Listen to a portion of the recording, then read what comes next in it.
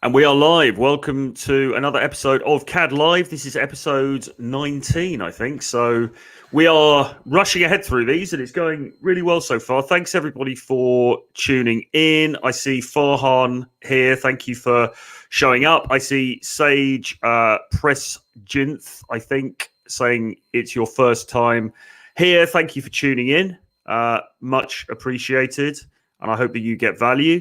Hi, Genesis, etc., etc. So listen, today what we're going to be talking about is infidelity. And I said last week that I was going to do a show about why girls cheat, because clearly this is something that affects a lot of guys. It affects a lot of people from one time to another. In fact, I think probably most guys at some time or another in their lives will have had experience with a girl who's cheated on them, where infidelity has taken place, or, you know, perhaps she's even ended the relationship due to the fact that she's cheated and she's met somebody else. And even if she hasn't physically cheated, that is to say, even if she hasn't ended up in bed with somebody else, it's kind of likely, because this happens a lot, that she may have been setting up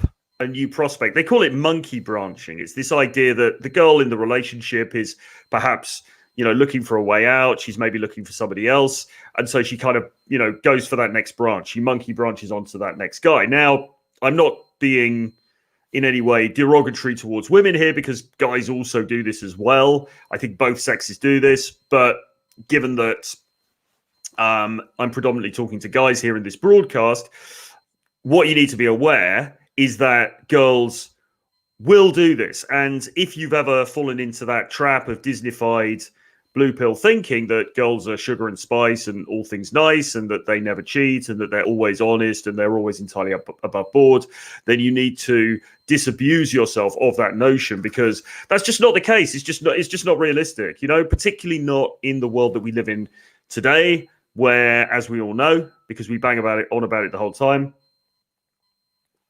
there are a multitude of different avenues to meet new people. We have the dating apps, we have Instagram, we have social media, blah, blah, blah, blah. We have Hinge, we have Bumble, we have, you know, whatever hookup apps that are being invented. Now, we've got all of these different things. And so temptation is at an all-time high. And the ability for each of us to meet new people is also at an all-time high. And guess what? That goes for girls as well. It's not just guys, okay? Girls have also got this incredible array of people that they can, you know, easily get into contact with and potentially go off and cheat with. So that's the reality of the world that we live in, okay? And I'm going to tell you a story. About something that happened to me back in the day. This was, by the way, was many years ago. So this was before all of this new technology that we've got now. This was before Instagram and the dating apps and everything else. So this, you know, and if this was happening then God, you know, you can only imagine the kinds of things that are happening now. But that being said, before I go into the story that I want to tell you, just to say, if you've got questions that you want to be answered on this stream, or if you've got obviously comments about this issue or anything else, put them into the chat, okay? And we will get around to answering them a little bit later on in the stream. Now, for people who are watching this as a replay, hopefully the questions or the comments that we get will lead off to new avenues, and we'll discuss those, and it'll be valuable for you as well. But for people who are watching this live, do put the questions into the chat. Do put your comments in the chat, and I will try to get around to as many of them as I can towards the second half of this stream. Now, the thing to bear in mind here is that this channel is not monetized. I don't have annoying adverts coming up the whole time. So if you would like to support me in putting out this free content and doing the work that I'm doing, then there are a number of ways you can do that. The easiest way is just to subscribe to the channel. Just give me a subscribe below, maybe give me a like, give me a comment, anything like that really, really helps to boost the message. Hit that notifications bell as well, so you know when new broadcasts are coming up. You can also support me on Patreon. I put the Patreon link in my bio today, so go and have a look over there. There's a couple of different tiers that you can support me on. You can also get on my free daily email list. There's a link to that below in the description. And you can grab Renegade Dating Blueprint, which is my collection of 11 books about dating, game, the dating marketplace, and all of that stuff. Anyway, enough prevarication. And I see that there's I think Sage has put a question in the chat already. I will get to that in a moment, Sage. Thank you very much for that. But I wanted to really just focus back on something that happened to me years ago. And this is not, I don't think, a story that I've told ever before, actually. I don't think I've used this in any of my even articles and books and things like that.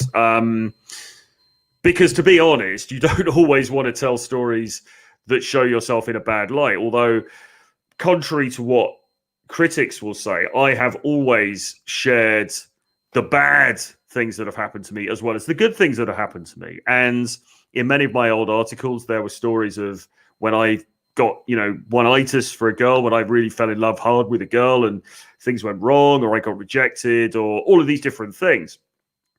I've done a lot of content on this, probably more than most people in this space, but there are some stories that are really cringe and you don't necessarily want to share them because, you're standing here sort of as an authority, if you like. You're putting yourself forward and saying, I can teach you X, Y, and Z. And then to admit when you've done things that go completely against the grain is challenging. But at the same time, I think it's important that you appreciate where I came from. I think it's important that you know that although today, I know a lot about this stuff and I've worked in this space for a long time and, I've had many successful relationships and all of this kind of thing. It wasn't always like that, okay? So I'll tell you a story now about what happened back when I was 22, actually. It was pretty young, and that was a while ago now because I'm in my 40s now. So, you can do the math, but this is going back a bit. And I was working in a nightclub in Manchester. And I'd just broken up with a girlfriend. I'd been going out with this girl, I think about 6 months, and it had just gone wrong. And she ended up dumping me. And I was pretty distraught. I wasn't happy. This was a girl I was into. She was cute. She was sexy, whatever. And what you have to bear in mind, and this is important because it leads into the story, was that back in those days, because I didn't understand dating dynamics, because I didn't understand game, I had no like knowledge that day game was even a thing, or that how to really do night game properly, or any of this stuff. I had some success in dating. I had some success with meeting girls that I was attracted to and getting together with them, but I had this real, what you would call, scarcity mindset. That is to say, I thought, well, I've got this girl, but how do I know that I could ever meet anybody else? And I wasn't really confident in myself that I could. And so that led me into these really terrible situations where I would get what they call one-itis for a girl. That is to say, I would just really fall hard for this girl, and I would be really afraid to lose her. And I try to do everything in my power not to lose her, because I worried that if I lost her, then that would be it, and I would never be able to meet anybody else again, and it would be terrible. So I was in that space. I was in that space of that real problem of just not having that sense of abundance. Because what you need to do, guys, really, if you want to be successful in this area, is you want to have abundance mindset, right? You want to be like, listen, it doesn't matter what happens with this particular girl. I may really like her. I may love her. I may, she may be an amazing girl for me. But if things go wrong, then do you know what? I'm going to be okay, because I know that I've got that skill set to go out and meet other people. And I also know that the world is a very big place, and there is no such thing as a soulmate per se. There are certainly people that we get on with better, but I can go out there, I can meet somebody else, and it will be fine, because I have confidence in my ability in that area. Now, that is completely the opposite to how I was back at this point when I was 22. So I was working in this nightclub in Manchester, and it was a very fashionable place. A lot of celebrities used to come there, a lot of very cool people. They had some of the coolest DJs, whatever, you know, it was a kind of exciting, interesting place to work. And this girl, you know, I would work behind the bar, and I would get drunk a lot and do other substances because I was very, very naughty at that point. And yeah, you know, and I would chat to girls who came in, and I was quite good at it, you know. And this was, as I say, before I learned any of this stuff, but I was quite good at it. I had some success. But there was one particular girl that I met, and one night, and she was a slim brunette, which has always been a weakness of mine, I suppose. And I remember the night that she came in. I mean, I don't remember very much about the interaction now or what I said, but I do remember her leaning over the bar, and for me, you know, going to serve her and serving her the drinks and everything. And I remember touching her cheek like this. And there was something kind of electric that happened in that moment, you know, and she talked about it afterwards when we met. She was like, the way that you touched me, it just made me excited, you know. And she was partly attracted to me because I was working at this place. You know, I mean, there's an old saying that barmen always get the girls, and there's some truth in that, right? I mean, she liked me because I was confident, because I was, I suppose, a little bit cocky, but she also liked me. I had this sort of assumed value because I was also working in this very cool place. You know, whatever. Anyway, so I chatted to her. I kind of touched her face. I took her phone number, and that was it. And then I asked her for a date, and we met up, and one thing led to another, and we began to date. We began to see each other. Now, at this time, I wasn't a virgin, but I was very sexually inexperienced. So we would sort of go to bed together, and we'd mess around and things, but we didn't have full sex at the beginning. You know, it took a little while. We were kind of fooling around, whatever, blah, blah, blah. And then finally, after a few weeks, you know, we kind of started to have sex, and I was not a proficient somebody love maker, if you like. I wasn't proficient in the erotic arts at that time. So it probably wasn't that great, but nevertheless, you know, we started to have sex, and she seemed really into me, and I was really into her. You know, she was very attractive. She was an interesting girl. She came from Liverpool, which was a place that I didn't know. I'd never been before. Very, very different to, you know, to where I'd grown up in the south of England, you know, and, you know, we'd had very different backgrounds and things, but we bonded. You know, we had that kind of, whatever it is between the certain guys and certain girls, we just had that, we clicked, you know, and we were going to bed, and we were having sex, and the sex was, from my point of view, was pretty good. I don't know so much from her point of view, but, you know, there was a sexual connection there, and we were hanging out together, and we became very close very quickly. So I was with this girl. Maybe I'll call her Louise, because I may need to give her a name. So I'll call her Louise. And we started hanging out. And as I say, she was from Liverpool. I was living in Manchester at the time. But we started to go over to Liverpool, and we would go out there. And Liverpool was a very exciting place at that time. They had a great club scene there. We'd be going to like things like Cream in Liverpool. Cream in Liverpool. If anybody here is aware of that. Paul Oakenfold used to play there. It was a really exciting place at that time. And, you know, we were hanging out, and then I met her parents, and she had a younger sister, and I met the younger sister, and all of this kind of stuff. So we became very quickly kind of inseparable. And, you know, and there was this sexual connection and everything else. And I was like, because for so much of my younger life as a younger guy, I was just this, and I think this is down to what, you know, childhood stuff, childhood trauma, low self-esteem, things like this. Real feeling of myself. I've talked about this before, as being ugly, as being unattractive, as being somebody who couldn't meet women, who wasn't really worthy of meeting women. And this is the thing, you see. When I met a girl like Louise, it was sort of like, oh my God, I've got away. Somehow I've lucked out here. Somehow I've got away with this. She's this girl who is attractive, who is sexy.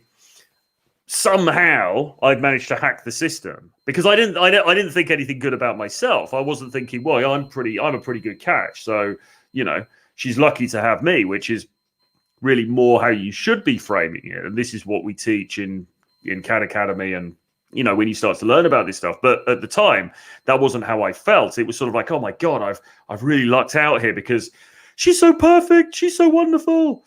And you start to put the girl onto a pedestal, and that's very much what I did with Louise. I thought she was amazing, and I felt lucky to be with her, which is a nice thing to feel, but it's not a good frame in terms of a relationship with a woman, as you will see. So anyway, we were having this good time. We were going out partying together. We were having sex. We were spending all this time together. And, I was a bit of a waif and stray at that point. I was sort of in and out of different jobs and things like that. And she started to lend me money a little bit. She lent me some cash, and I used to sort of like go and stay over at her place for extended periods of time and things like this. I was, like I said, I was a real waif and stray at that point. And I think this was to do with, my background, which was problematic, and just the mental space that I was in at that time, which wasn't very fragile, really. But anyway, she became not only a sexual partner, but she also became sort of somebody, she was quite nurturing as well. And that's that lovely thing, isn't it, about women? That's that lovely thing where we feel like they're kind of looking after us a bit. And she became somebody who was not only, satisfying me in a sort of a sexual relationship, but she's also there for me. She was there to hug me and hold me and all of that kind of thing. And we get hooked on that dopamine, right? We get hooked on that affection. Oxytocin, they call it, the bonding chemical. Guys get really hooked on that. And so I was getting all of these needs met from her, but because I didn't understand anything about how these relationships really work, and I didn't understand the dynamics at play here. I wasn't seeing anybody else. I wasn't like spinning plates, as they call it. I wasn't keeping my skill set sharp in terms of socializing with other girls or anything like that, because, I was like, well, I've got Louise now and we're together and that's it, So it was like, yeah, so we carried on like that. We're dating, blah, blah, blah. And anyway, then a little while later, she tells me, listen, I've arranged to go to America to work in Camp America, because that was just something. And she said, look, I've been wanting to do this for a long, long time. I can't remember if she had to pay some money. She probably certainly had to buy the plane ticket. I would have thought that they would pay her, right? But she got a placement at Camp America, which was a sort of there was this scheme where British people would go over and help out at these camps in the USA, and help high school kids or whatever, and teach and do activities and stuff like that. And she said, look, I'm going to go to America for 3 months. And she said, I really love you. I really love you. And, I'm going to really miss you, but I've got to do this because this is just something that I've always wanted to do. And, I've been planning to do this for a long time. And at that point, I think we'd been together. We'd been dating for about 3 months. And then suddenly she's sort of telling me she's going to leave for 3 months. And I was like, well, geez, well, what do I do? Because I really love this girl. I'm really into this girl, but she's going to go for 3 months. I mean, how does this, what do I do now? But of course, because I had those feelings for her, because I was so enamored of her, and I had that feeling, I can't lose her. I cannot lose this girl.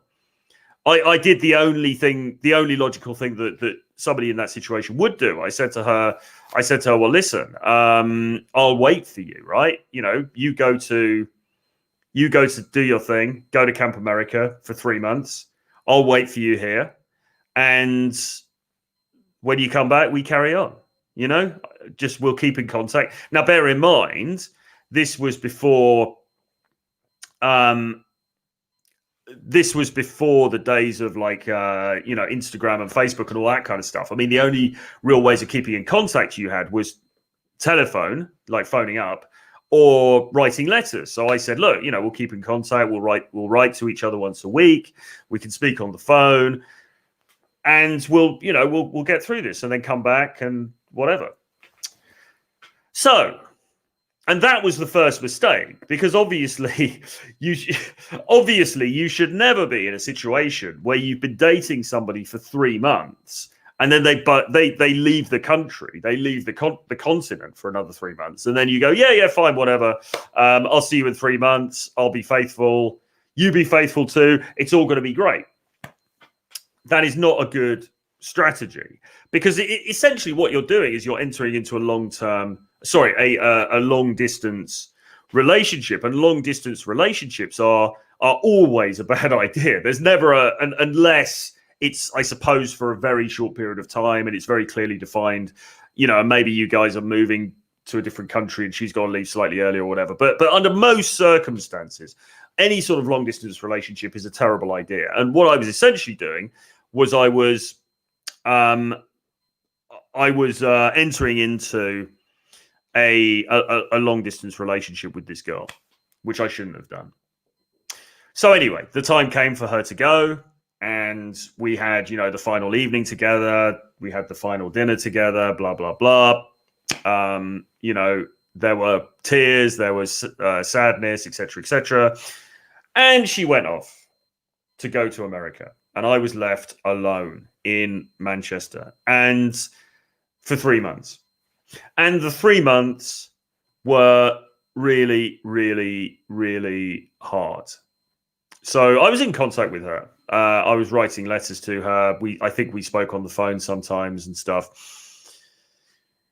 And by this time I'd had to leave the club where I was working, and I'd gone to work somewhere else, to a different nightclub, and I got a day job at this point for the first time. I think I was doing a sales job, and I was trying to make money, but I wasn't I wasn't approaching other girls. I wasn't trying to do game. I wasn't, there was no sort of thinking in me that I would try to, replace this girl, or even that I would be unfaithful to her, because that was just not in my mindset at that point. I was just like, well, no, I've made this commitment. She's a high quality woman. I was keeping up my part of the bargain, sort of thing, waiting for her to come back. And I even hung out with the sister. Actually, I even hung out with her sister at one point, because I was sort of friends with her sister at that time. And we hung out. I mean, nothing happened there, but we hung out. I had spent time in Liverpool with her and the family and stuff like that. Because, like I said, I'd met her dad and her mother at this time, and I was kind of friends with the family, really. Albeit that we hadn't been together for very long, but they all knew me and stuff. So you feel like you're sort of locked in, don't you? You feel like I'm part of this, because this girl likes me so much that she has introduced me to really important people in her life, and blah, blah, blah. And so I carried on. But like I say, it was hard, because I remember there were times when, I remember working in this nightclub, and I remember saying to a guy that I worked with, he was my manager at this nightclub, and I said to him, listen, I said, like, I'm physically, I'm here, I'm doing this job, whatever, but mentally, I'm 3,000 miles away, because all I can do is think about this woman, this girl who I'm waiting for to come back. And he said to me, and he was right, although I didn't realize it until years afterwards, he said to me, well, that is the worst thing you can do, because you've got to be present here. This is where you are in reality, and you need to be present here. You can't be living your life through somebody else who's on the other side of the world, which is absolutely true. But I was, So anyway, time continued, and then it became time for her to come back, and she flew back, I think, into London. So we arranged to meet up in London, and I came down. and she came into one of the airports, probably Heathrow. And I went to the airport to meet her, and she came through the arrival gates, and it was like, oh, she's back, blah, blah, blah. And we hugged and we kissed, and she gave me her, some presents that she bought or whatever. And, we went to a hotel and we had sex, and it was great. It's amazing to be back with her after all this period of time. And it was like, whoa, this is amazing.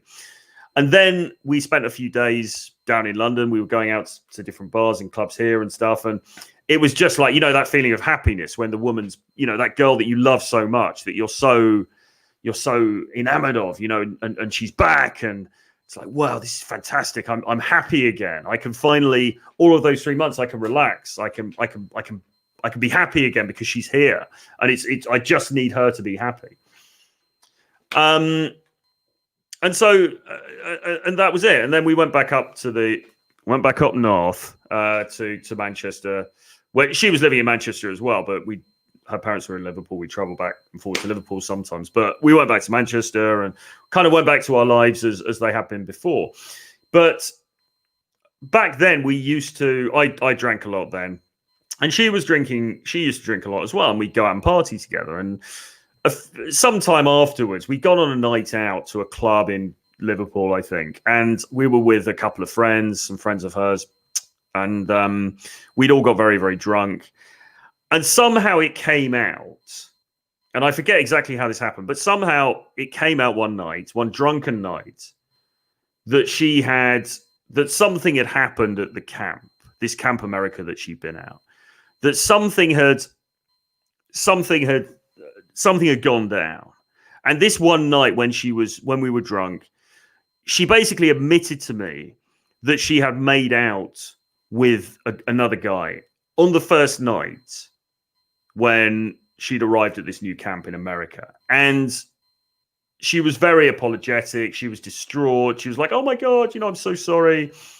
I got there. I was jet lagged. I was just so tired. And she was like, this guy, he was just coming on really, really strong. And it just happened. We kissed. It was just a brief moment. And I'm so sorry. And of course, nothing like that would ever happen again. It was a mistake. What can I say? And because I was so powerless over this relationship, over this woman, I mean, I don't really recall. And again, this is going back a long time now, so I don't recall all the exact details of every conversation. But basically, I just sort of, I mean, I couldn't lose her. She was my one itis. I had to have her. I had to be with her. So my take on it, I think, was basically, well, look, I mean, okay, you kissed some dude, you had a makeout session. It's not the end of the world, right? Not ideal, but it's not the end of the world. We can get past this, whatever. Anyway, we went back to her house, and as I say, there were some other people there. There was her friend of hers and everything, and the friend. And again, the details are hazy because I was really drunk and we were all drunk and it was a long time ago. But the friend came into the room. A few of us were sleeping in the same room, and the friend was talking to me. And the friend said, "So she told you that she slept with Tom or whatever this dude's name was?" And I was like, "Well, hang on a minute. What do you mean? What do you mean she slept with him? What do you mean she had sex?" And she said, "Well, she had sex. She told you that she had sex with that guy at the camp." And I was like, "Well, what do you mean? What do you mean had sex? She made out with him. She kissed him." And this friend, who I think had obviously been at the camp as well, said, "No. They had sex." And obviously, then I was just like, my world was blown apart, because it had gone from this thing that was bad enough that Louise and this guy had had made out, and now suddenly I was being told that they slept together, they'd had sex. And I didn't believe it momentarily, but then Louise came into the room and I said, well, what, she's saying that you guys had sex. And Louise was sort of broke down and she was distraught, and she said, and she I think she said something angrily to the friend. The friend was like, oh, I'm so sorry. I didn't know that he didn't know. I didn't mean to tell him. And Louise said, and she was so distraught. She's like, Troy, I'm so sorry. I'm so sorry. But this is what, she's right. I had sex. We slept together. And obviously at that point, your world is just destroyed, and it's almost like that sort of Fight Club moment, isn't it? When you start to like everything that this is the problem with infidelity, and this is the problem with gaslighting, which is she kind of been gaslighting me before, because she'd been sort of saying we just made out and blah blah blah. And the problem with that is that you believe this reality. You believe this reality that you've been told, and then when it's rudely kind of shattered in front of you, then you're like, it's a terrible thing, because it just breaks up your perception of reality, and you're like, oh my, this is just, whoa, kind of thing. Your mind is blown. So yeah. Anyway, so it came out that she told me this, and it caused a massive problem, obviously, because exacerbated by the fact that I was drinking the whole time, and so was she. Now, really, what should have happened at that point is I should have said, okay, thank you for telling me. I'm now going to leave, and we're never going to see one another again. Because here's the thing, guys. When an infidelity like that has happened, when somebody's cheated on you, when a girl that you're with has gone and had sex with somebody else, there's no coming back from that. Now, people would argue that there is, but I don't believe there's any coming back from that. And you'll see why in a minute when I continue with the story. But at that point, you've got no choice but to end things if that happens. And look, I mean, theoretically, when you intake all this knowledge, when you join Cat Academy, when you learn this stuff, it shouldn't happen to you, because you should be holding the frame. And remember, I wasn't holding the frame in this situation, because I'd already basically just, when she said, I'm going to go and leave for 3 months and go to a different country, I basically just go, okay, fine, darling, I'll see you later. I'd already lost the frame. But yeah, so theoretically, you can minimize the chances of this kind of thing happening to you if you hold the frame in the first place correctly. But nevertheless, stuff happens. You could just unluckily get with a girl, and she ends up doing something on a night out and whatever. If it does happen to you, the only recourse you have at that point is to remove yourself from the situation, because a fundamental and by the way, this is. Just to clarify here, I'm talking specifically about when you are in an agreed monogamous style relationship with somebody. It's slightly different if you guys are very casually dating and everything. But when you're with somebody and they're your girlfriend and you're together, if she goes and then has sex with somebody else, you have no choice but to just break things off and block, delete, never speak to her again. That's it.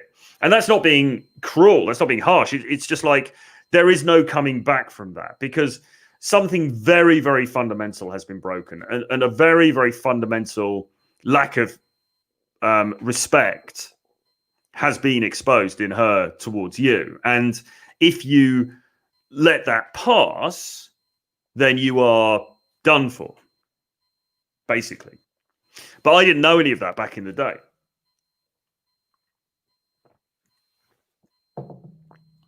I didn't know any of that back in the day. Like I was just like, yeah, whatever. I didn't understand these dynamics. And remember, I had one-itis for this girl. I was besotted with this girl. And I was just like, I can't, what do I do? I can't live without her. So what happened was that I didn't leave her as I should have done. And alcohol, by the way, as well. I mean, alcohol is really bad with this, because alcohol, in my experience, and maybe it's different for you, but alcohol made me very needy. So I would get drunk and I would get that kind of sentimentality and that sort of like, oh my God, I need her. And so that made it worse. I think if I hadn't been drinking, ironically, although they say drink helps you to deal with these things, I think actually if I hadn't been drinking as heavily, it may have worked out differently. But I was really needy for her. and the drink exacerbated that. And so I didn't walk out and leave, but obviously I was extremely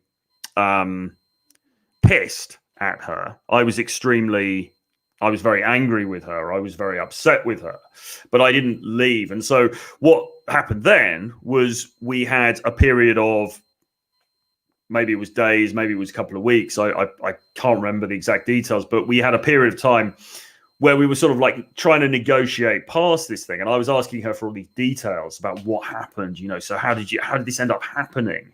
How did you end up having sex with this guy? Like this is, what? And she basically sort of presented it as, she turned up at this camp. They were all drinking a lot. She's very excited to be there. This guy kind of came on fairly strongly to her, and she, just sort of went with it. And, they slept together very briefly, and then she instantly regretted it, and that was it. So she tried to sort of minimize what she'd done. And of course, I don't know.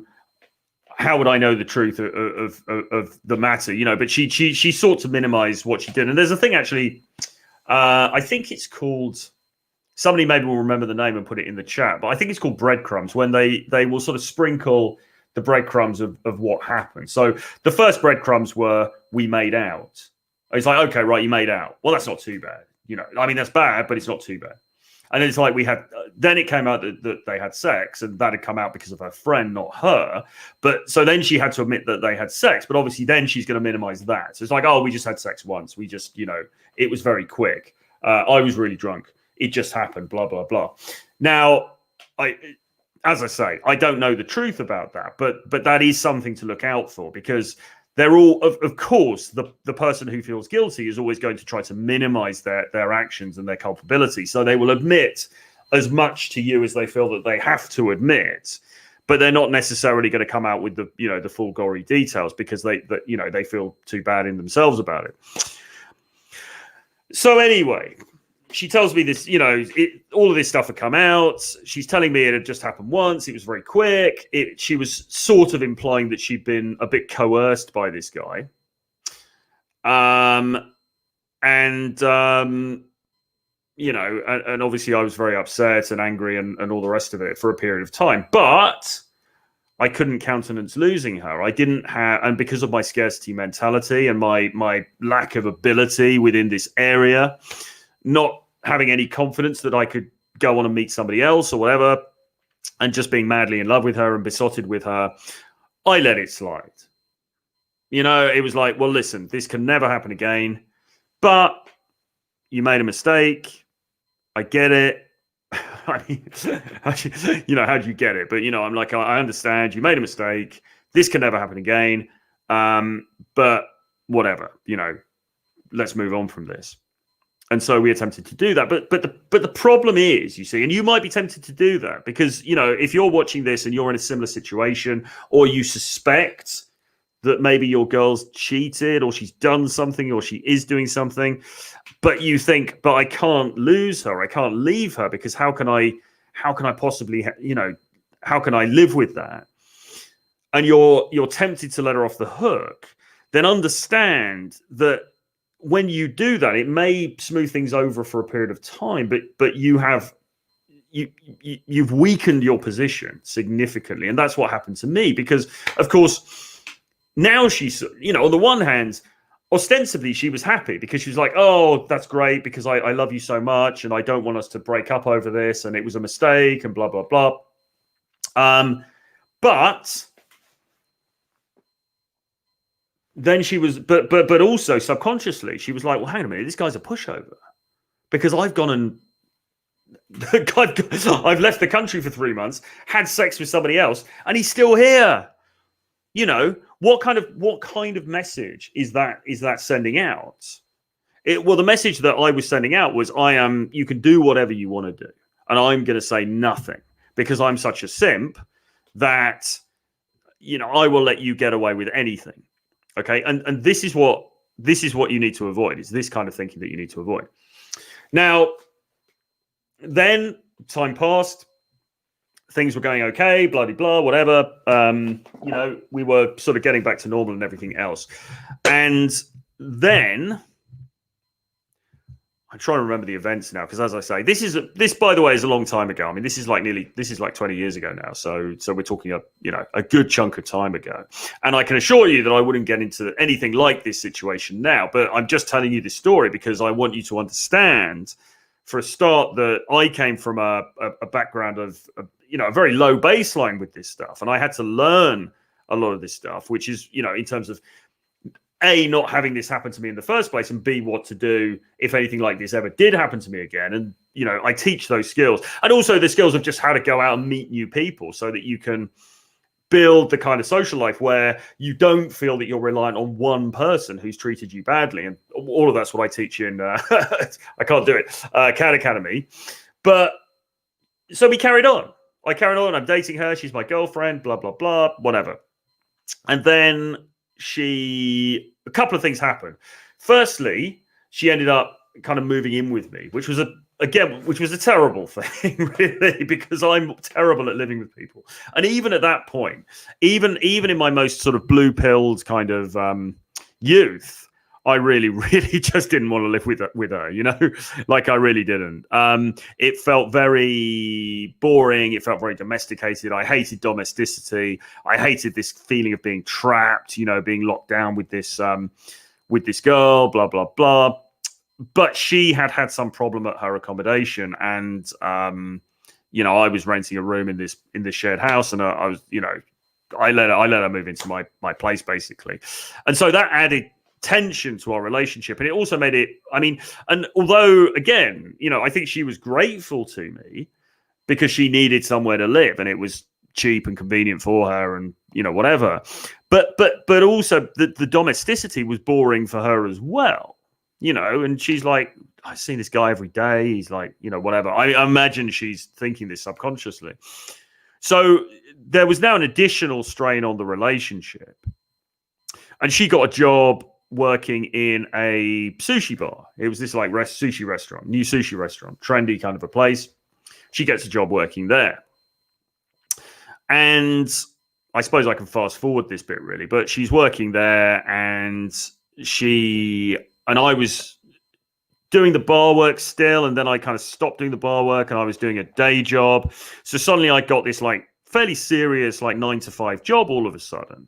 So suddenly my life has changed as well, because now I'm earning more money, but I have to be up on time. I have to be sharp, and she's still living this very nocturnal kind of a life. And so, and she got all these new friends in this bar, in this sushi bar where she's working. And then all of a sudden, she's like going out with these people. She'd go out, the weekend would come around. Friday night, she'd do her shift. And suddenly she's out till 12. Then she's out till like 1 a.m. And then she's coming back then they're going clubbing together, and she's not back till 3. And then the Saturday, the same thing. And then she'd do a Sunday. And suddenly I was hardly seeing her at the weekends. And I was going to bed at like 10, 11 8 p.m. at night on, say, the Friday night or the Saturday night. And she wouldn't come back until like 4 in the morning, sometimes 3, 4 in the morning. And it was just like, this is not right. But again, I was so, and the neediness that I was suffering from as a result, partly of my drinking, as well as just being a simp generally, exacerbated this. But I was just sort of like, deep down, in your gut, this is wrong. This is not right. There's something really wrong about this situation. But I needed her so much. And again, it was because of that scarcity mentality, because I didn't I didn't have the tools. I didn't have the skill set to go out and meet new girls, to bring new women into my life. So I didn't think that I could replace her. And I certainly didn't think that I could replace her to get somebody as good as I thought that she was. Although by now, hopefully you realize that she wasn't a prize. This was a girl who was happy to go out and cheat on me. But, I wanted to hold on to her. And, I just couldn't bear the thought of losing her and being alone. And so, and this went on for ages. She'd be going out late at night and blah, blah, blah. And I remember one particular night, she was out really late.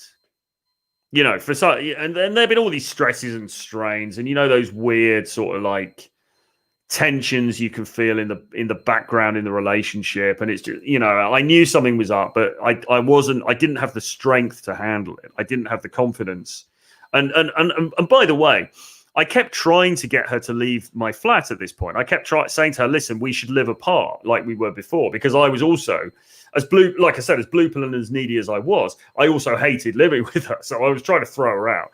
And she kind of wouldn't go, or she was dragging her feet. And so there were all these tensions going on under the surface. But this one night, I remember her coming back really late. It was like 6 a.m. or something like that. It was later than she'd ever been out before. And I woke up and she came into the bedroom that we shared, and all her makeup, she had the black makeup, and it was all smeared around her eyes, and she looked like hell. And I just remember her looking at me. I'm laying in the bed and I'm looking at her, and she's looking at me. And there was this terrible, terrible silence. And it was as if there was something that had happened. Something had happened. And it was as if she wanted to articulate it, or she was trying to figure out if she should articulate it or not. And she didn't. And again, I was too weak to say to her, listen, what's going on? Because I didn't want to hear it. That's the truth. I didn't want to hear it because I knew something had gone down, and I just didn't want to deal with it. I didn't want to hear it. And so I'm looking at her, she's looking at me, and then she starts to get undressed. She takes off the jacket, she takes off the eye makeup, she gets into bed. We don't say anything.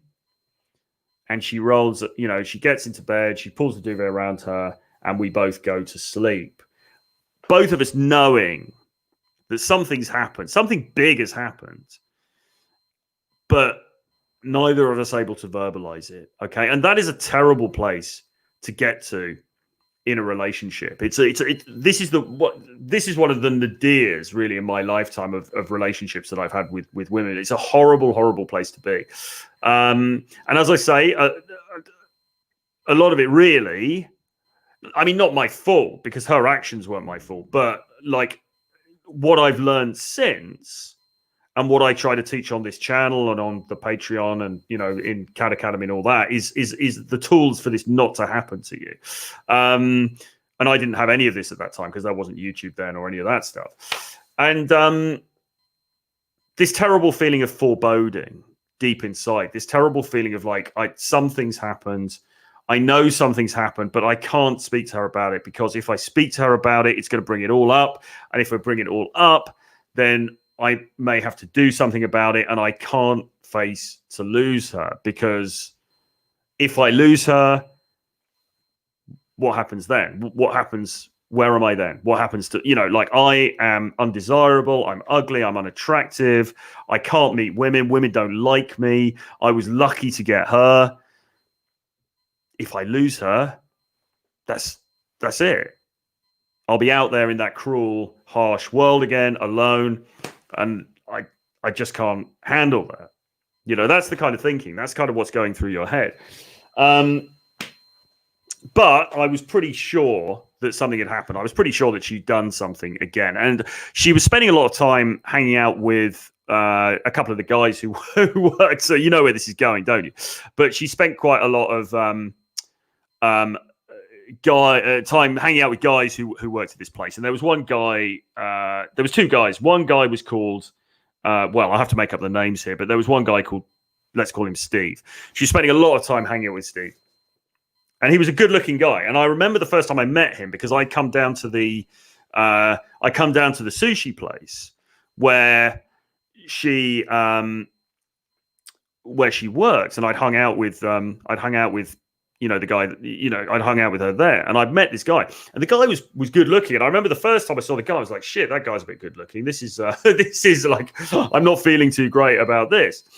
And then she was sort of like hanging out, and they'd go on nights out together, like, this dude, and then the other people that worked there, the girls and the guys, whatever, they did go out clubbing and stuff like that.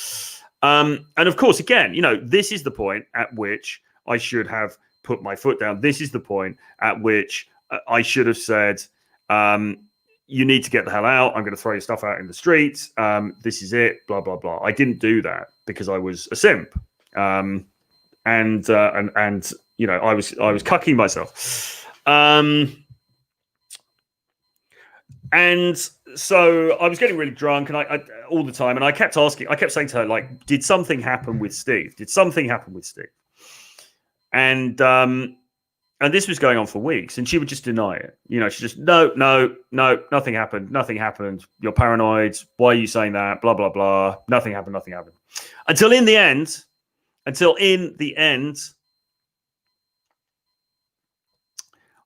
finally, one night, I said to her, look, I know something happened. Because I just got it in my head. I mean, there wasn't any sort of like overt evidence, but I just had that feeling, that gut feeling that people always talk about. And she turned around and she said, yes, I've had sex with Steve. And it was several times as well. It wasn't just the once, it was a few times.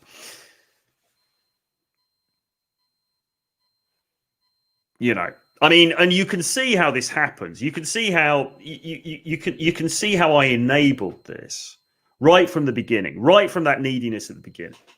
Because right at the beginning, like I said, the first thing that I did wrong was she went off for 3 months, and I'm like, yeah, fine, whatever, no problem. Then she has 3 months later, I wait for her like a simp. She comes back. Then it turns out that she's done the dirty. With some dude in America. Of course, at that point, I should have cut it off. Didn't cut it off then. Goes forwards. I allow her to move in with me, even though I don't really want her to.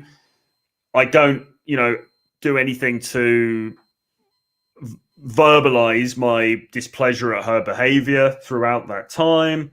And then she ends up with, doing this thing again. I mean, terrible story. And as I say, this was many years ago. This was 20 years ago now, at least, when I was in my early 20s.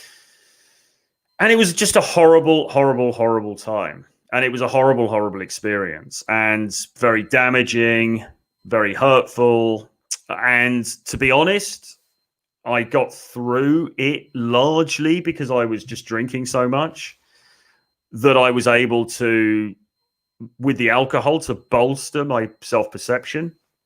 I was able to use alcohol to, I suppose, reframe the narrative in my own mind, so I didn't feel as cucked as I suppose I would have felt otherwise.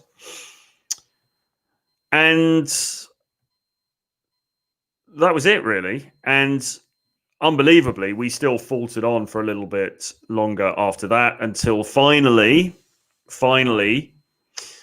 well, actually, there was a number of things happened after that, but basically, the key thing that happened after that was I started to get my drinking under control, because, as I say, I'd been drinking too much, and it wasn't even, I didn't get it under control because of this. There was other stuff going on in my life as well, and I had to find a way to get the drinking under control, and so I did, and I went and attended to that, and I started to go into a process of recovery, and I met other people, and the focus in my life sort of shifted into me getting better within myself.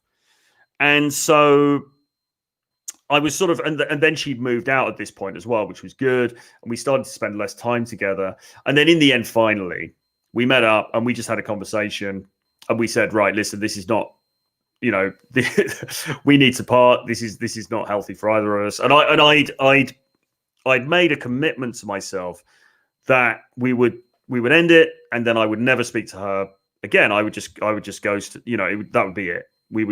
It would be as if we'd never met. And we said goodbye, and I never then spoke to her again after that. It was just completely cut off. And that was the healthiest thing that I was able to do. And in spite of the way that she treated me, in spite of everything that had happened, I still missed her to some extent, but I was also relieved because it was so toxic. It was such a terrible place to be. And, it took a little bit of time, but I started to, I was obviously under a bit of a cloud at first, but after a month or so, a couple of months, started to lift, started to go out, started to feel better about myself, started to meet other girls. And it was after that the power balance started to shift, because through what had happened to me, I was absolutely determined that nothing like this would ever happen to me again. I would never, ever, ever be on the receiving end of this kind of treatment ever again by a woman. And God willing, I haven't been. Now, it wasn't precisely at that moment that I began to learn about, dating techniques and the game and all of that kind of stuff. But what did happen was that I started to go out a lot. By now I was sober. I wasn't drinking alcohol. I was going out and meeting lots of different girls.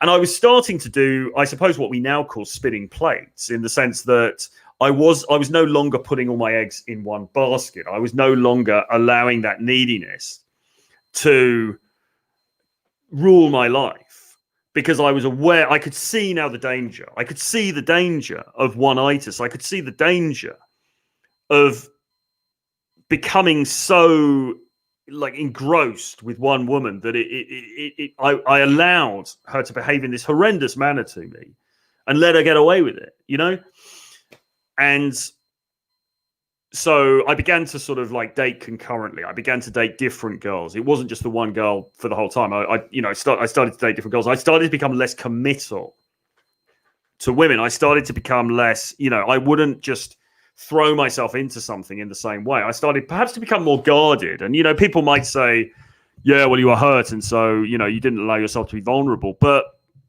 I don't really see it like that. I just think that I was able to see the realities of dating for what they were. And one of the lessons that I learned from this whole thing was that if you allow people to treat you badly, then unfortunately they often will. And it's a kind of an unpleasant aspect of human nature. But if you allow people to treat you badly, if you lay yourself open and you're vulnerable, unfortunately, oftentimes people will treat you badly, and you will, you will get hurt as a result of that. There is a little subplot to this, by the way, when I ended up in bed with one of her best friends, actually, because she was, and this was by accident. This wasn't my amazing plan. It was just she was living in this shared house. After she moved out of my place, she was living in a shared house, and I came over one night, and there was this girl who I was really, really attracted to, who was mates with her, who kind of liked me as well. And Louise had gone to bed, and I was sitting down in the sitting room drinking a bottle of vodka, and this other girl came in, and we started drinking together. And this other girl was complaining to me because she had problems with her boyfriend. And I remember at the time saying to this second girl, let's call her Yaz. I was saying to Yaz, she said to me, well, why do guys treat me like this? And I said, because you allow them to. And that was a rare bit of insight from me. But I think it was because on a subconscious level, I was learning this from my experiences with Louise. And she goes, yeah. She goes, yeah, I do. I think you're right. And then me and Yaz, and then I blacked out, because I used to black out a lot of that time. So the vodka was it was like lights off. Next thing I know, I wake up in a different house. I'm in bed with Yaz. I'm like, oh Jesus, how did this happen? It's like, yeah. Anyway, and then Louise wasn't very happy. Louise, my girlfriend, or my girlfriend that was suspicious that something had happened, but she couldn't prove it, and she was so angry. So it was a nice little. I inadvertently sort of got a little bit of revenge, I suppose, in a sense. But as I say, that wasn't down to my amazing, prowess with the seductive arts. It was just because I was really drunk, and this girl kind of, and then Yaz was sort of coming on to me a bit for a while. She was sending me really long emails and things. It was a bizarre situation. Anyway, after all of that, and as I said, I never spoke to Louise again. I became somebody who was going out and meeting lots of different girls. I started to spin plates, I suppose, although I didn't know that term at that time, and I wouldn't learn that term for a long time. And in a way, everything changed. And I became perhaps the opposite extreme. I became somebody who was very non-committal, somebody who was, was not keen at all to enter into any kind of monogamous relationship. I was very guarded in terms of my interactions with women. And that went on for a really long time. That, and people would say to me, "Oh, are you looking for a girlfriend?" I'll be no. I couldn't think of anything worse. I didn't want to be in a relationship. I didn't want to meet a girlfriend. And it wasn't because I was sitting at night crying, going, "Oh my God, I'm so sad." It was because, even aside from her cheating, and even aside from what, the things that had happened, the nature of being in the relationship itself was so constraining and such a pain. And I was like, and by then I'd learned that I didn't need to do that. I could just go out and party and meet different girls and have a really fun time. And I didn't need all this like sort of like psychological rubbish being thrown at me, And so I remained like free and single and all of that stuff for a really long time, a really, really long time. And then some years later, I then did get another girlfriend and I settled down into a more monogamous relationship. And now, I have a girlfriend now, and but things are very, very different now because my frame is entirely different now from how it was back then. The way that I approach relationships, the way that the women perceive me before they enter into a relationship of any kind with me is very, very, very different. And it's what you put out there. It's what you exude in terms of your relationships. It's sort of like because I'd done that mental flip and now I become the player as opposed to the simp, if you like. Women began to treat me differently, and they knew not to mess with me, I suppose, because they could sense that I was the kind of guy who just wasn't going to put up with it. I was just the kind of guy who was going to walk, really. And like they always say, it's the person who cares less who has the most power. And I think what happened was I began to care less than the women in the relationships that I was getting into. And I'm saying relationships here. I mean, I'm talking about girlfriends, but also even shorter term, like flings and things, when you're with somebody for a month or a couple of months or a few weeks or whatever, or even friends with benefits. I cared less than the women that I was meeting, because what I realized was I didn't really want the long-term thing anyway. So I didn't really I just didn't really care that much. And so now the shoe was on the other foot. And as well, when you start to get older, when you come into your 30s and you start to have more gravitas and you're more settled in yourself and maybe you're more successful and all this kind of thing, things changed a lot. And I mean, it's a strange journey, I suppose, that I've come on. But I think it's important sometimes to look at where we've come from and to look at the mistakes that we've made in the past. And what I've shared in this video is pretty embarrassing, really. But at the same time, in some ways, I'm grateful for that experience because it taught me about human nature. It taught me about what can happen in relationships when you don't protect yourself, when you don't look after yourself. It taught me as well what I didn't enjoy in relationships, namely domesticity and the drudgery of all of that. And it taught me what I would never do again, And really then I spent so many years out there in the field, kind of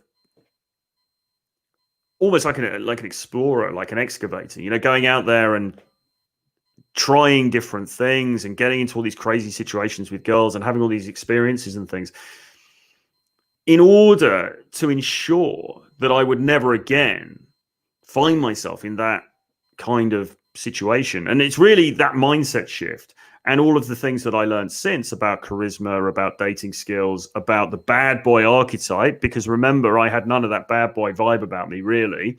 I mean, I did superficially a little bit when I was working in the club, when I first met Louise, but it didn't go deep. You know, I didn't really have that bad boy thing, because do you think she would have acted like that if I'd have had the bad boy thing? No.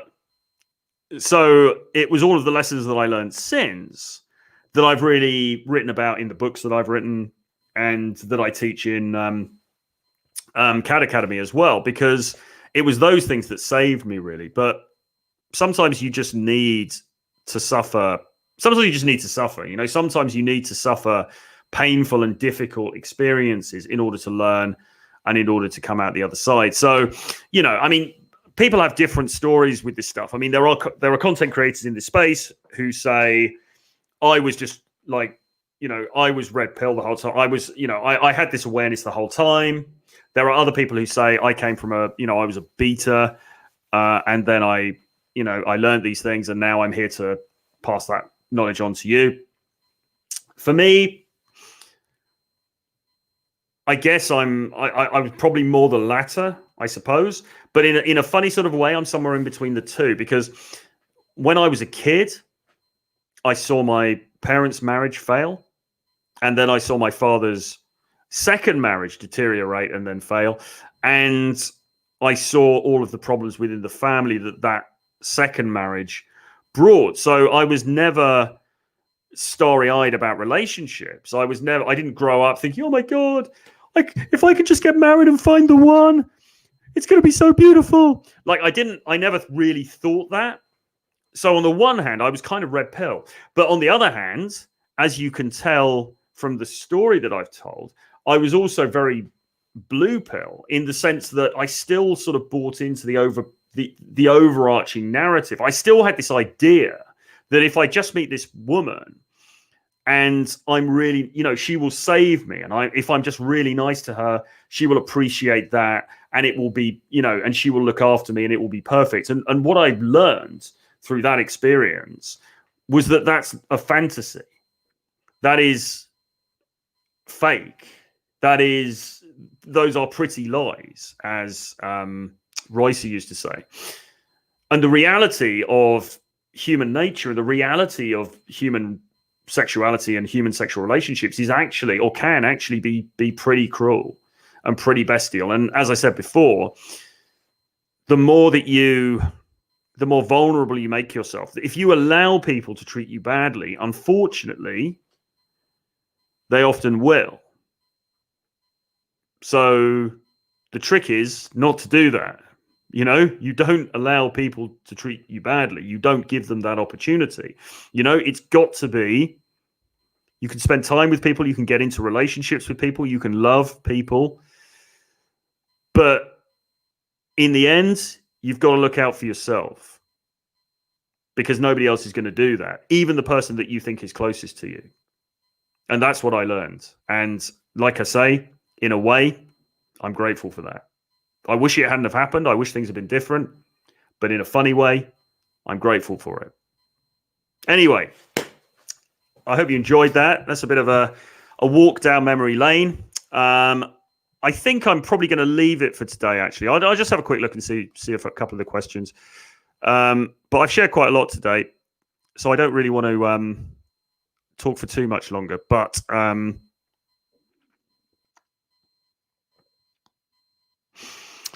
let's just see. Yeah,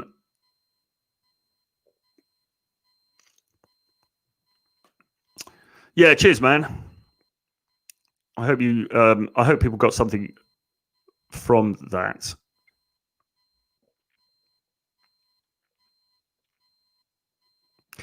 Becoming Troy. There's a lot more to it than that. I mean, this is just one. That's just one thing with one girl. I mean, there's so much more.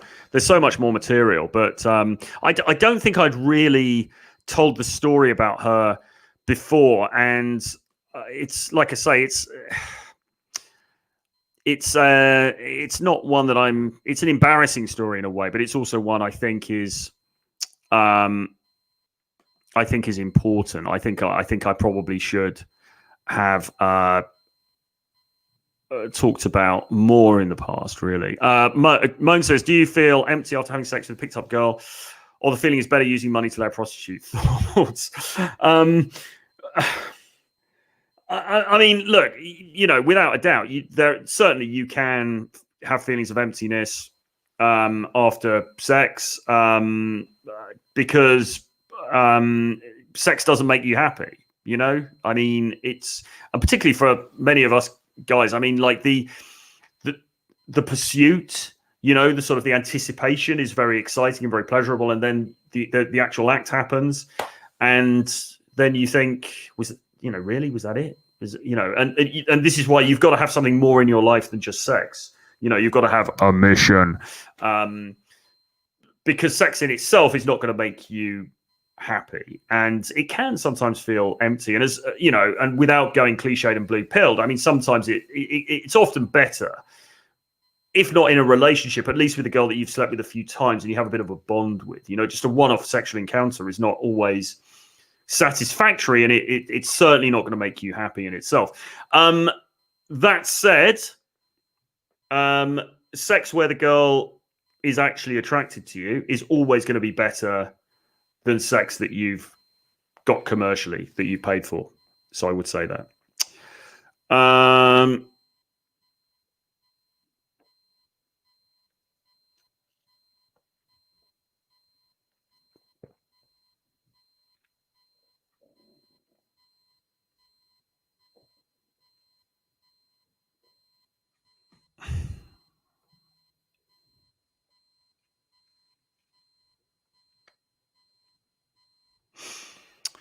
And then Ian says, did you ever have feelings of not being able to get girls you wanted because you remembered your past failures with similar girls, even after you learned game? Hope that makes sense. I kind of know what you mean, but no, not really, because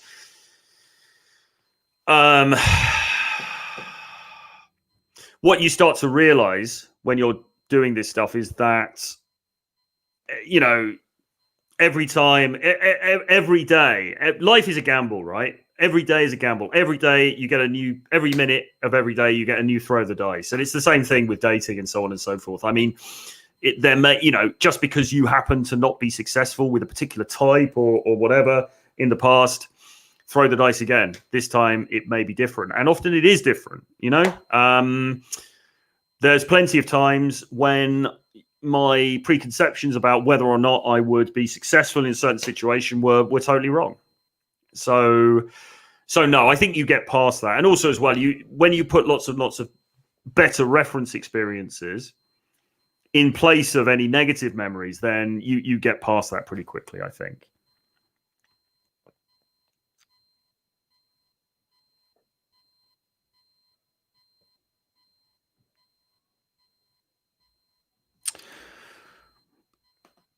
Yeah, Raul is saying, I have an uncle who's certified socio and psychopath. Dude who's not sexy at all and not liked anybody, not even family. Well, like I said when I was talking about this, there are different degrees of this, and yes, I think if you take it to the furthest possible degrees, then that's probably not going to be attractive to anybody. But I mean, there are you've got to be charming with it as well, If you're not charming, but you're just a psychopath, then that's probably not very sexy. No. So there's an individuality about it a little bit. Exactly. Like as Bert says, don't turn it up to 11. A 4 or 5 is sufficient. Exactly. And again, I would recommend the book, The Wisdom of Psychopaths, which talks about exactly that. It talks about how these things, it's not like, right, that's psychopath. You're either psychopath or you're normal, and there's nothing in between. It's actually a sliding scale. And what I've always talked about is being slightly further up the scale than the normie kind of boring dude. That's all. Hannibal likes that game, indeed. How do you think a guy with dark triad traits would have reacted if he was in your situation? Well, I don't think he would have got into the situation in the first place, to be honest. I think, I think as soon as she... The truth of the matter is, after 3 months, if you're dating somebody and they go away to another country for a quarter of a year, you should say to them, listen, if you want to do that, that's fine.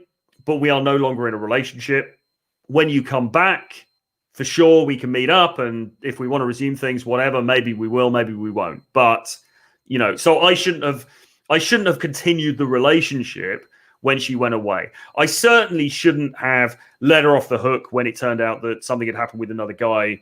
Well, she'd slept with another guy over there. I mean, so, but I don't think the Dark Triad guy would have got into that situation in the first place, to be honest. Then you must mean acts a bit masculine and dominant, not psychopath. No, read The Wisdom of Psychopaths and stop commenting, because you are creating straw man. You're creating straw man arguments. Sage says, if you can answer, a girl cheated on me because she wanted marriage and I was not sure. She's married now to the same guy. Do you expect that she's 23? Well, this is the other side of the coin. Okay. If you are, and I'm not saying you were, but if you are too much of a player, so you're the kind of guy who isn't going to settle down, then yes, she might cheat on you because she's looking for stability. And the fact that she's 23, it depends. I mean, if she's quite sort of like conservative, or, she's somebody where that is just her goal and that's what she wants to do, then no, it's not surprising, because if that is her end game, then, I've also been left by girls who wanted to find somebody who was more stable, who was more of a provider figure.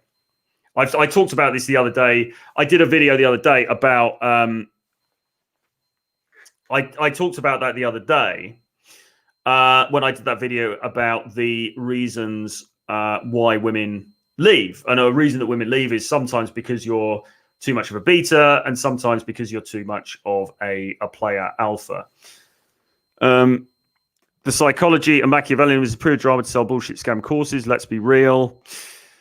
Well, I don't agree, but if that's what you think, then that's fine. Just don't watch the content. I mean, I think, if you look at, look at Robert Greene. I mean, look at the 48 Laws of Power. Is that just scam BS to sell books? That's an opinion. It's not an opinion I agree with. I think it's an interesting area to examine. I think it's something. I mean, my personal experience is that being aware of those dynamics and bringing them into my own life, bringing them into the way that I present myself, changed my dating life incredibly. It's night and day. Because as I said, the reason that I got into the whole situation that I've explained in this video, the reason that I ended up getting cheated on by this girl was because I lacked awareness of the Dark Triad stuff. I lacked awareness of the Machiavellianism and the psycho, and the narcissism and the psychopathy. If I'd have been aware of those Dark Triad traits and the power that they have, then it's very possible that, for a start, I wouldn't have allowed this to have happened. And secondly, she wouldn't, the girl in question, Louise, wouldn't have been of a mind to do what she did. So, and certainly since I began to learn about this stuff and I began to put this stuff into practice in my own life, my existence, my dating life on this planet has been completely the opposite of what I've just described. So I don't agree that it's just scam nonsense and everything like that. But look, if that's what you think, fine. Just don't watch the stuff. Just don't buy don't watch the channel. It's not a problem. Blimey, you guys really need to chill.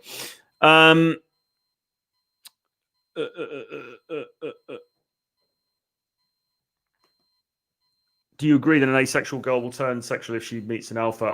I don't know. I don't know if she's like, what does asexual mean? If she's like clinically asexual, maybe not. I mean, I don't think it. But who is genuinely asexual? I'm not sure.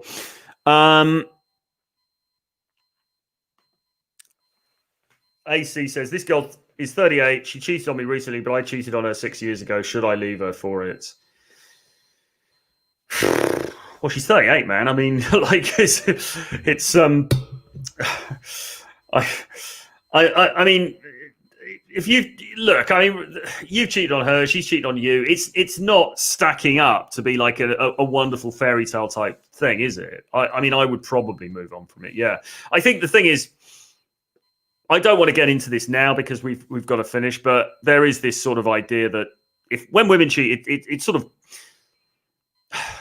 I don't want to say it's worse. I don't mean it's morally worse, but it's sort of like men, men will cheat with a less attractive woman than their wives just because they want variety. I'm not saying that's right. I'm not saying that's good. I'm just saying that guys have that innate desire for variety. Now, women do as well, but perhaps to a lesser extent. Generally speaking, when she cheats, it's because she is looking for somebody more alpha. To use that jargon, which I don't particularly like to use, and that's not really a frame that I want to be in. Again.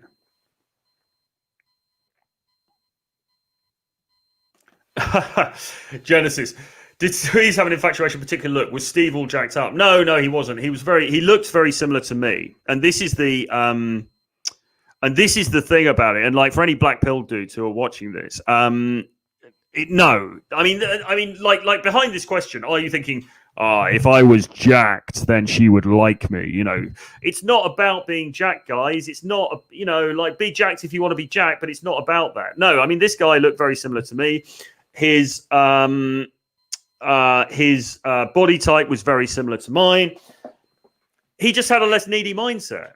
That's it. That's what it comes down to. This is why I keep telling you guys, mindset is so important. He knew the game better than me. He was less needy. He was less outcome dependent, and he was more attractive as a result. Okay, that's it. It's not about being jacked. You're a simp. Yep, I'm a simp.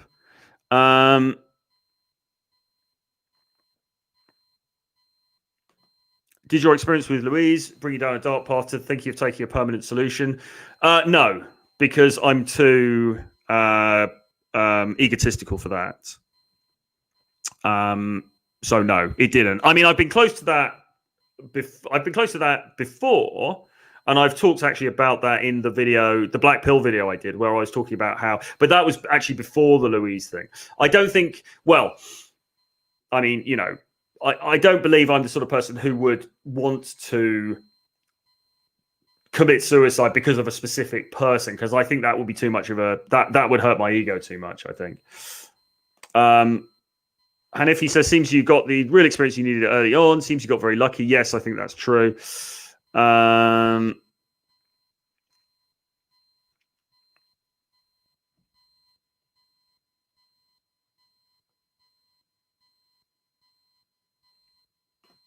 How did you pull yourself out of it? Well, basically, like I said, the thing was it coincided with when I was giving up alcohol. So I was very lucky in a way. And actually, I suppose on a serious note, where the guy's asking me where was it Moan? Or somebody was asking me about, did I want to make Bert asking about, did I want to take the final solution? I mean, I was very lucky in many ways because I was in recovery for alcohol, and I was going to meetings, and I was making new friends. And the good thing about 12-step recovery is it gives you a different framework for living. It gives you a different way to think about life and about the world. And so because I was working this 12-step program and I was meeting new people and I had this support, I was able to share with them a little bit about what was going on with the relationship, but it was just, it had put this new template in place where my neediness around alcohol, but also my neediness around women was being lessened because I had this new thing. I had this new plan for life. And so I just got on with that, really. I was just going to meetings. I was working, doing my job. I was also going out a lot and meeting different girls. And it's like anything, it starts to get easier. It's like the first month or so was a bit miserable, but then it started to lift. It started to get easier. And I remember one night I was out at this club and we were like dancing, and that really cheesy song came on, but called "Love Is a Roller Coaster" by Ronan Keating, which is really embarrassing to the British viewers here. But that song came on, and the lyric goes, life is a roller coaster. You've just got to ride it. And I remember thinking, yeah, kind of true, isn't it? Life is a roller coaster. You've just got to You just got to ride it. Sometimes it's good, sometimes it's bad, whatever. And yeah, things got better. So no, it was fine, but it took a while. But I think having some sort of support network is good. I think having some sort of a structure in your life is good. I mean, as I say, I got it at that point through 12-step recovery, but just having good habits, exercising, having, I don't know, just having something else in your life is important. Isaac says, having long hair serve as a form of peacocking? I paid for a consult with Myra, and the first thing he told me was to cut it off. I don't know, man. I mean, I'm not a fan of long hair on guys, really. I guess it depends what it looks like.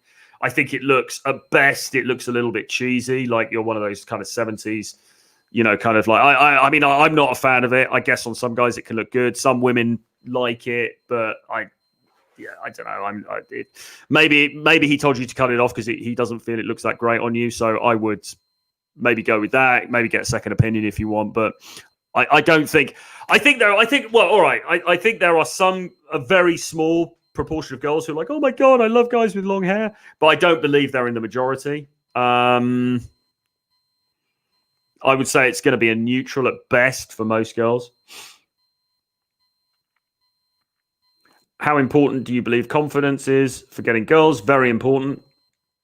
It's most of it, to be honest. Yeah, Ronan Keating's interpretation of Fairy Tale of New York is a bigger atrocity than Sabrinka. Yeah. I saw Ronan Keating a while back, actually. He worked in Soho. Because he works at that radio station in Soho. Saw him in a cafe. Looks like a nice chap, but a bit cheesy.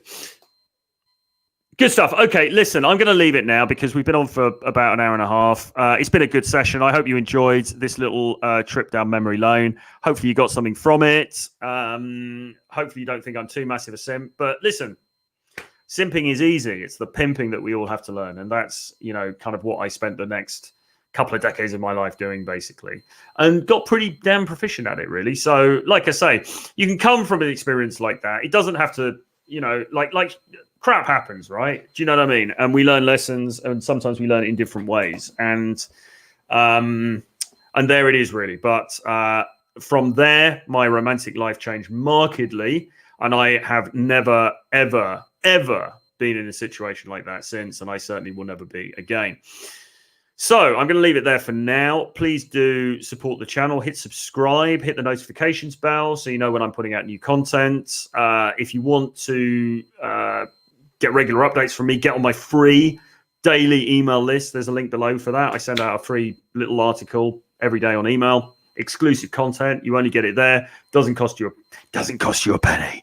If you would like to join my VIP group and see some receipts, then my Patreon is there. So have a look at my Patreon. Look at signing up there for one of the tiers. And if you want to read more of my insights into dating and game and all of this stuff, then grab Renegade Dating Blueprint, which is my collection of 11 books. You can see that on the link below. I will leave it there for now. And exactly. Long hair. I'd be cautious about long hair. We'll leave it there for now, but I will see you again. We'll be back on Wednesday with another one of these shows at 11:30 a.m. EST. I'll see you there. Bye-bye.